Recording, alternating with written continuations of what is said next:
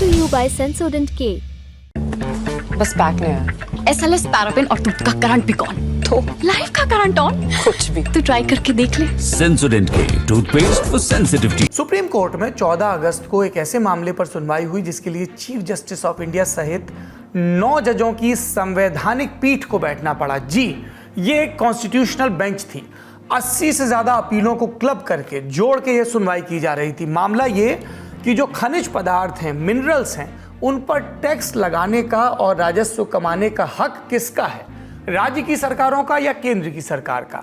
9 में से 8 जजों ने फैसला दिया कि खनिजों पर टैक्स लगाने का अधिकार राज्यों के पास रहेगा। सिर्फ जस्टिस नागरत्ना ने इसके विपरीत फैसला दिया। सीजीआई ने यह भी स्पष्ट किया कि राज्य खनिजों पर और खनिज भूमि पर टैक्स लगा सकते हैं, लेकिन इस संबंध में 1 अप्रैल 2005 से पहले के जो भी लेन देन या व्यापार हुए हैं उन पर टैक्स नहीं लगेगा। यानी आसान शब्दों में कहें तो कोर्ट का आदेश 1 अप्रैल 2005 के बाद से प्रभावी हो रहा है। तब से लेकर अब तक के ट्रांजैक्शंस पर राज्यों को टैक्स मिलेगा। कोर्ट ने यह भी कहा कि बकाया टैक्स का भुगतान 1 अप्रैल 2026 से 12 साल की अवधि में किया जा सकता है। 25 जुलाई 2024 से पहले की अवधि के लिए की गई टैक्स डिमांड पर कोई ब्याज या जुर्माना नहीं लगेगा।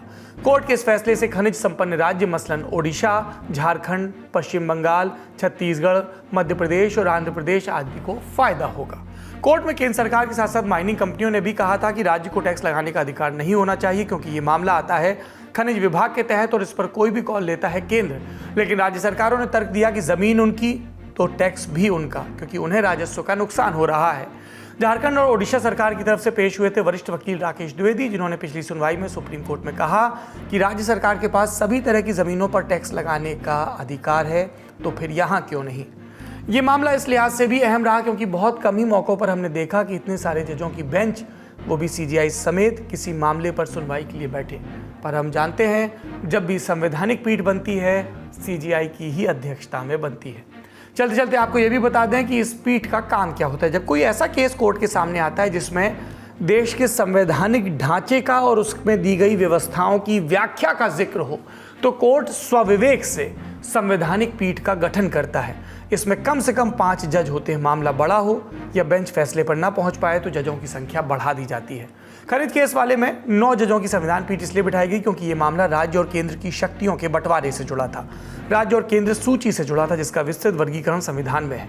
इससे पहले केशवानंद भारती केस में भी 13 जजों की संविधान पीठ बैठी थी। ये ट्रिविया था आपके लिए। अगली सुर्खी जम्मू कश्मीर से। डोडा में सुरक्षा बलों और आतंकवादियों के बीच मुठभेड़ करीब 24 घंटे से जारी है। इस दौरान भारतीय सेना के कैप्टन दीपक सिंह शहीद हो गए। मुठभेड़ में एक आतंकवादी भी मार गिराया गया, लेकिन अभी उसका शव बरामद होने की पुष्टि नहीं हुई है। इसके अलावा एक नागरिक के घायल होने की बात भी सामने आ रही है। कुछ आतंकी अभी भी डोडा की अस्सर तहसील के पास बहने वाले एक नदी के किनारे छिपे हैं। सर्च अभियान चल रहा है। पीटीआई की रिपोर्ट के मुताबिक उधमपुर में भी 13 अगस्त की शाम करीब 6 बजे सुरक्षा बलों को आतंकवादियों की मौजूदगी का पता चला। आधे घंटे बाद मुठभेड़ शुरू हुई। गोलीबारी के बाद कुछ आतंकी उधमपुर के पटनी टॉप के पास के जंगल से डोडा में घुसे। सुरक्षा बलों ने रात भर इलाके को घेरा। 14 अगस्त की सुबह फिर से सर्च ऑपरेशन शुरू हुआ। सुबह 7:30 बजे गोलीबारी शुरू हुई और इसी मुठभेड़ में कैप्टन दीपक गंभीर रूप से घायल हुए। इलाज के लिए मिलिट्री हॉस्पिटल ले जाया गया, जहां उनका निधन हो गया। कैप्टन दीपक सिंह 48 राष्ट्रीय राइफल्स में सिग्नल अधिकारी के पद पर तैनात थे और इस ऑपरेशन में वो क्विक रिएक्शन टीम का नेतृत्व कर रहे थे। जम्मू में पिछले कुछ दिनों में जिस तरह से आतंकी हमले बढ़े हैं, उस पर समीक्षा के लिए दिल्ली में रक्षा मंत्री राजनाथ सिंह ने 14 अगस्त को ही एक बैठक भी बुलाई। इसमें राष्ट्रीय सुरक्षा सलाहकार अजीत डोभाल भी शामिल हुए। अगली सुर्खी दिल्ली से। तिहाड़ जेल में बंद मुख्यमंत्री अरविंद केजरीवाल को सुप्रीम कोर्ट से राहत नहीं मिली। 14 अगस्त को कोर्ट में दिल्ली के कथित शराब घोटाले से जुड़े सीबीआई के मामले में केजरीवाल की 2 याचिकाओं पर सुनवाई हुई। पहली याचिका केजरीवाल की अंतरिम जमानत को लेकर थी और दूसरी सीबीआई की गिरफ्तारी को चुनौती देने वाली। लाइव लॉ की रिपोर्ट के मुताबिक अंतरिम जमानत पर हुई सुनवाई में केजरीवाल के वकील अभिषेक मनु सिंघवी ने कहा कि उन्हें पीएमएलए एक्ट वाले केस में जमानत मिल चुकी है, जबकि उसमें जमानत पाने के प्रावधान सख्त होते हैं, तो फिर उन्हें सीबीआई के केस में नियमित जमानत से कैसे वंचित किया जा सकता है। सिंघवी ने यह भी कहा कि जमानत मिलना तो आरोपी का अधिकार होता है। दलील सुनने के बाद अदालत ने केजरीवाल को अंतरिम जमानत देने से इनकार किया। दूसरी तरफ सीबीआई की गिरफ्तारी के खिलाफ दायर याचिका पर कोर्ट ने केंद्रीय एजेंसी को नोटिस जारी कर 23 अगस्त तक जवाब मांगा। मामले पर अगली सुनवाई भी इसी दिन तय हुई है। यहाँ ये बताना जरूरी है कि दिल्ली के कथित शराब नीति घोटाले में केजरीवाल के खिलाफ ईडी और सीबीआई ने केस दर्ज किया। ईडी वाले मामले में सुप्रीम कोर्ट ने केजरीवाल को 12 जुलाई को जमानत दी थी।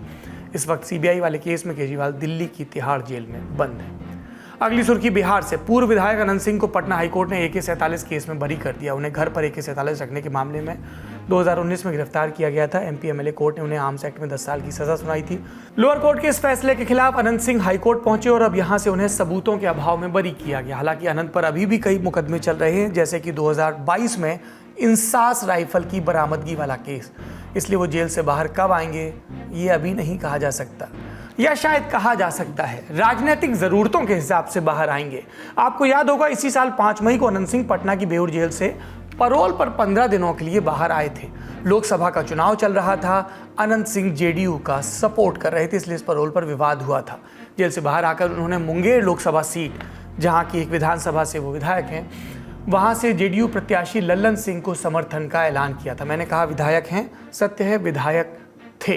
ललन टॉप में आज का शो यहीं पर समाप्त होता है। अपना और अपनों का ख्याल रखिए। 15 अगस्त देश की आज़ादी का दिन। आप सभी को, हम सभी को इस स्वातंत्र पर्व की शुभकामनाएं।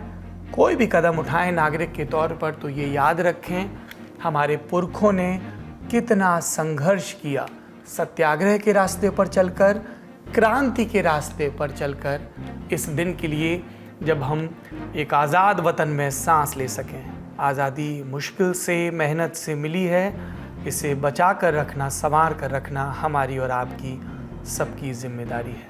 प्रणाम, शुभ रात्रि। अपना और अपनों का और अपने वतन का खूब ख्याल रखिए।